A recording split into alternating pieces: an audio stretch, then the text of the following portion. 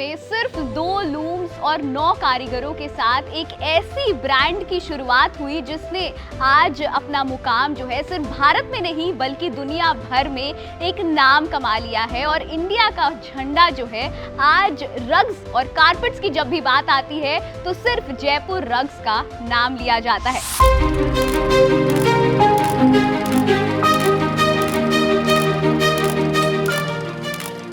उसी के फाउंडर आज हमारे साथ है एनके चौधरी जी। तो सर, आपने इस ब्रांड की शुरुआत किस तरीके से करी, इसकी कहानी क्या है? देखिए, मैंने अपने कैरियर की शुरुआत एक दुकान से की थी जो मेरे पिताजी चूरू शहर में चलाते थे। ब्रांडेड शूज की दुकान थी और दुकान पे काम करते करते मुझे बैंक में कैशियर की नौकरी भी मिल गई थी, लेकिन मैंने नौकरी ज्वाइन नहीं की। फिर मैं कुछ ऐसा करना चाहता, मैं अपनी पैशन को ही अपना बिजनेस बनाना चाह रहा था। बिल्कुल। तो जब मैंने अपना थोड़ा डीप इंट्रोस्पेक्शन किया, सोचना शुरू किया कि हु एम आई, मैं कौन हूँ, तो मुझे पता चला मैं एक पीपल पर्सन हूँ। नेचर में समय गुजारना मुझे ज़्यादा अच्छा लगता है। तो थोड़ी डीप रिसर्च करने के बाद में ये भी मुझे समझ में आया कि उस वक्त इंडियन कारपेट की एक्सपोर्ट में बहुत मांग थी। बहुत मांग थी। इंडियन कारीगरी जो है आज दुनिया भर में फेमस है। हाँ। तो मैंने सोचा इसी धंधे से शुरुआत करूँ तो मुझे हमेशा नए नए गांव में जाने का मौका मिलेगा, ऐसे लोगों के साथ काम करने का मौका मिलेगा जिनको कोई नहीं पूछता। और आज उनको हर कोई पूछता है। इनफैक्ट आपके कारीगर शाहरुख खान के घर तक जा चुके हैं। बिल्कुल। आज तो वो इतने फेमस हो गए कि मैं काफी बार हमारे व्यूअर से मजाक करता हूँ कि पहले मेरे नाम से आप लोगों को जानते थे और आज आपके नाम से ना मेरे को पहचानते हैं। इतनी पहचान ग्लोबली बन गई उनकी। बिल्कुल। तो 1978 में सिर्फ 2 लूम्स थे, तो आज हम 1978 से 2013 तक की कहानी में कैसे कैसे पड़ाव आपको झेलने पड़े? देखिए, मैंने अपने जब कारपेट बिजनेस शुरू किया था नो वीवर के साथ, तो I started as a contractor manufacturer. मैं जॉबर करता था, जयपुर से एक्सपोर्टर से माल लाता था, रॉ मटेरियल आके उसको कारपेट बना के दे दिया करता था। तो 9 साल तक I work as a contractor manufacturer. इससे मुझे कारपेट की खूब बारीकियों की समझ आई, कारपेट की वीविंग के बारे में, वीवर के बारे में। फिर मैं जयपुर आया और अपने भाई के साथ मिलकर मैंने एक्सपोर्ट कंपनी की शुरुआत की। 3 साल जयपुर में रहा मैं। तो उस वक्त मैंने देखा कि इंडियन कारपेट की बहुत भारी मांग थी।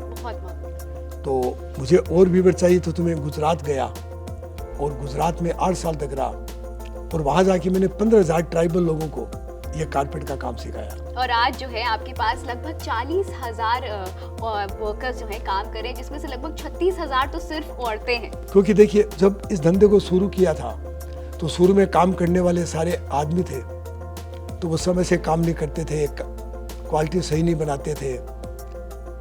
फिर कुछ महिलाओं की शुरुआत हुई तो वो बड़ी डिसिप्लिन थी, क्वालिटी सही, काम सही ढंग से करती थी, क्वालिटी सही बनाती थी।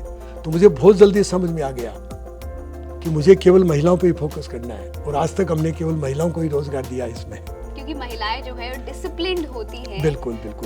और वो पैसे का उपयोग भी, जब उनके हाथ में पैसा आता है तो बहुत वाइजली खर्च करती है। हम लोग आज कई सारे वर्कर्स से भी हम लोग मिले और उन्होंने बताया कि कैसे भाई साहब ने उनकी, भाई साहब बोलते हैं आपको प्यार से, और कैसे आपने उनकी जिंदगी एकदम बदल दी सिर्फ एक कारपेट के जरिए। मैं रक्स तो जब बचपन से बना रही थी, जब मैं पली बड़ी हुई थी, मैं जब से 8-7 साल की थी, जब से हमारे गांव में काम हो रहा था। मैं काम तो जब से ही सीख गई थी, लेकिन मैं जयपुर रक्स कंपनी के साथ में 15 साल से। हमारे घर नहीं चलते थे, हमारे बच्चे भी नहीं पल रहे थे, बहुत गरीबी स्थिति थी। तो हम काम करते थे, तो हमारे जो ठेकेदार थे समय से पैसे भी नहीं देते थे और कटौती करते थे, लेकिन उनसे हमारा घर बिल्कुल ही नहीं चल रहा था। लेकिन हम जयपुर रक्स कंपनी में जुड़ने के बाद में हमारे बच्चे भी पढ़ रहे हैं और हमारे बच्चे को पढ़ा भी रहे हैं और हमारा पूरा घर भी अच्छे से चला रहे हैं और हमारी ज़रूरतें पूरी करते हैं। दीदी, हम कारपेट का काम करके और हम मनचाहे चीज़ कुछ भी घर में खरीद सकते हैं। घर वाले कुछ भी नहीं कहते, वो चीज़ क्यों ले रही है, कोई रोक टोक हमें कुछ नहीं करते हैं और हम सब मिलकर खुशी से एक जगह काम करते हैं। हमें कारपेट का काम करना बहुत अच्छा लगता है, इससे हम अपनी कुछ भी चीज़ खरीद सकते हैं। तो सर, कितने तरीके के कारपेट्स हैं, क्या क्या ब्रांड्स हैं? आज हम विदेश में भी जो है ये भारत के जयपुर रग्स के कारपेट जो है बेच रहे हैं। देखिए, करीब हम आज भी करीब 80 देशों को ना हम लोग कारपेट एक्सपोर्ट करते हैं और यूएस में हमारी एक कंपनी है जो मेरी बेटी चलाती है।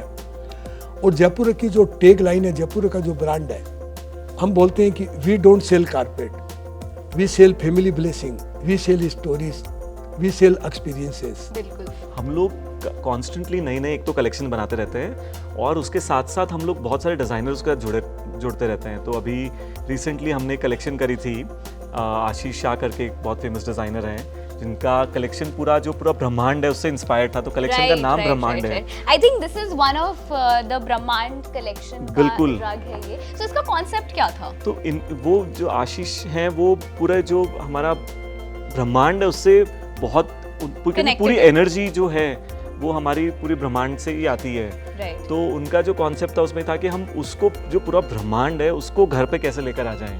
तो जो पूरी कलेक्शन इसमें कारपेट्स बने हैं वो अलग अलग जो डिपिक्शन है हमारे जो स्टार्स हैं और उन सब के हिसाब से ही पूरा वो कलेक्शन उन्होंने बनाया है। और तो इसमें आप देखेंगे कि हमने जो नेवी कलर है और ब्लूज हैं वो बहुत यूज़ कर रहे हैं। तो ये थी जयपुर रग्स की कहानी जिसकी शुरुआत जो है एनके सर ने 1998 में करी थी। लेकिन ये जयपुर रग ब्रांड जो है वो 1999 में इसकी शुरुआत हुई। इन्होंने अपने पैशन को फॉलो किया, अपनी अंदर की आवाज़ सुनी और आज ये ब्रांड जो है कई महिलाओं को जो है एक एम्पावर करती है। साथ साथ कहानियाँ, ये सिर्फ कारपेट नहीं बेचते हैं, ये कहानियाँ बेचते हैं, इमोशंस बेचते हैं कारपेट के जरिए। आज ये 80 से ज़्यादा देशों में कारपेट्स जयपुर रग्स के नाम से आपको मिल जाएंगे। जयपुर का नाम भी जो है रग्स के साथ जुड़ गया और मतलब देश में ही नहीं विदेश में भी अब जब भी रग्स की बात आती है तो जयपुर का नाम इसके साथ जुड़ जाता है। बिल्कुल बिल्कुल। और ज़्यादातर तो लोग पूरे दुनिया में ना जयपुर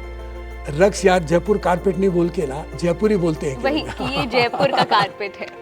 तो ये थी जयपुर रग्स की कहानी। ऐसी और ब्रांड स्टोरीज के बारे में जानने के लिए आप हमारे चैनल को लाइक शेयर और सब्सक्राइब करें। साथ साथ हमारे वेबसाइट पर भी आप लॉग ऑन कर सकते हैं और ऐसी दिलचस्प ब्रांड की कहानियाँ जानने के लिए अगला एपिसोड ज़रूर देखें।